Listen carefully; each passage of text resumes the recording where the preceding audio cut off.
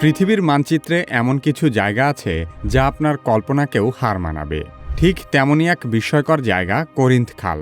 গ্রিসে অবস্থিত এই খালটি একটি নিয়মিত নৌপথ হলেও এখান দিয়ে জাহাজ চলাচল করা শ্বাসরুদ্ধকর কোনো অভিযানের চেয়ে কম নয়। একদিকে প্রকৃতির কঠিন পাথুরে দেয়াল, অন্যদিকে মানুষের কৌশল। এই দুইয়ের মাঝে তৈরি হয়েছে এমন একটি পথ যা শুধু ভৌগোলিকই নয়, ইতিহাস, প্রকৌশল আর মানব সাহসের এক অনন্য গল্প।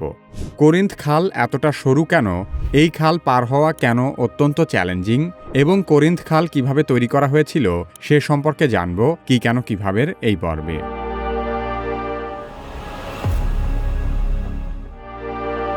করিন্থ খাল পৃথিবীর সবচেয়ে সংকীর্ণ সামুদ্রিক নৌপথ। এই খালটি লম্বায় প্রায় 6.5 কিলোমিটার এবং সবচেয়ে সরু অংশটি মাত্র 68 ফুট চওড়া। খালের দুই পাশের পাথুরে দেয়ালগুলো প্রায় 300 ফুট পর্যন্ত খাড়াভাবে উপরে উঠে গেছে, যা দেখে মনে হয় কোনো বিশালাকার ছুরি দিয়ে এখানকার মাটি কেকের মতো করে কেটে ফেলা হয়েছে। এই সামান্য সরু খাল না থাকলে জাহাজগুলোকে গ্রিসের পেলোপনিস উপদ্বীপের চারপাশ দিয়ে অতিরিক্ত 400 কিলোমিটার পথ ঘুরে যেতে হতো। ওপর থেকে দেখলে খালটিকে ভূমির একটি ফাটলের মতো মনে হয়। আবার জাহাজের ডেক থেকে দেখলে মনে হয় জাহাজটি কোনো পাথুরে গিরিখাতের মধ্যে ঢুকে যাচ্ছে, আর দুই পাশের দেয়ালগুলো ক্রমশ জাহাজকে গিলে খাচ্ছে। এই সংকীর্ণতার কারণে এখান দিয়ে পার হওয়া প্রতিটি জাহাজের যাত্রীদের অভিজ্ঞতা অত্যন্ত রোমাঞ্চকর এবং উত্তেজনাপূর্ণ হয়ে ওঠে। দুই পাশের দেয়ালগুলো জাহাজের এতই কাছে থাকে যে অনেক সময় উত্তেজনায় যাত্রীদের দম বন্ধ হয়ে যাওয়ার মতো অবস্থা তৈরি হয়। করিন্থ খালের চরম সংকীর্ণতার কারণে এটি বেশিরভাগ আধুনিক বাণিজ্যিক জাহাজের জন্য উপযুক্ত নয়। সে কারণে এখানে প্রধানত ছোট ছোট জাহাজ, পর্যটকবাহী জাহাজ এবং বিলাসবহুল ইয়ট বা প্রমোদতরী চলাচল করে। এই সরু পথ দিয়ে জাহাজ চালানো সত্যিই অনেক কঠিন এবং ঝুঁকিপূর্ণ।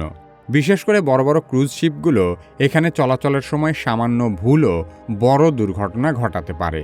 জাহাজ আর পাথরের দেয়ালের মাঝখানের ফাঁকা জায়গা খুব কম থাকায় এই অংশ দিয়ে পানি অনেক দ্রুত গতিতে প্রবাহিত হয়। এর ফলে দুই পাশে পানির চাপের পার্থক্য তৈরি হয়, যাকে বলা হয় ব্যাংক ইফেক্ট। অনেক সময় এই ব্যাংক ইফেক্টের কারণেই জাহাজগুলো হঠাৎ করে এক পাশের দেয়ালের দিকে সরে যেতে শুরু করে। তখন জাহাজকে সোজা পথে রাখা ক্যাপ্টেনের জন্য খুবই কঠিন হয়ে যায়। সে কারণে করিন্থ খালে চলাচলের সময় সকল জাহাজকেই ছোট টাগবোটের সহায়তা নিতে হয়।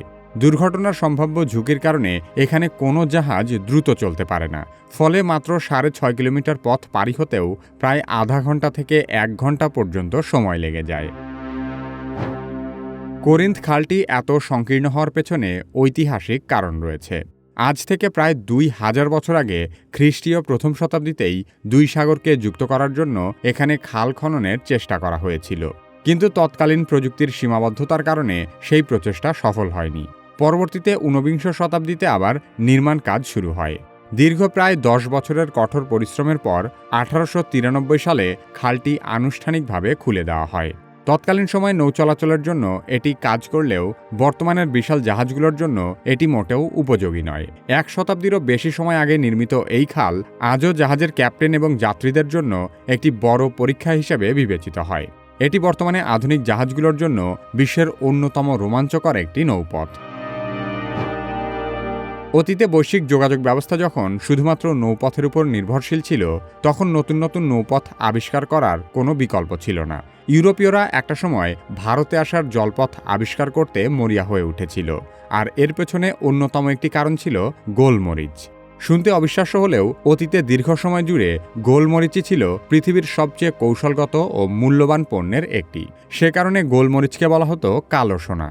আজ থেকে কয়েকশো বছর আগে এই ছোট্ট মশলা কিভাবে সমগ্র বিশ্বের বাণিজ্য, রাজনীতি, এমনকি যুদ্ধের গতিপথ বদলে দিয়েছিল এবং ইউরোপীয়রা কেন গোলমরিচের সন্ধানেই ভারতবর্ষে এসেছিল সে সম্পর্কে জানতে চাইলে কি কেন কিভাবের এই ভিডিওটি দেখতে পারেন।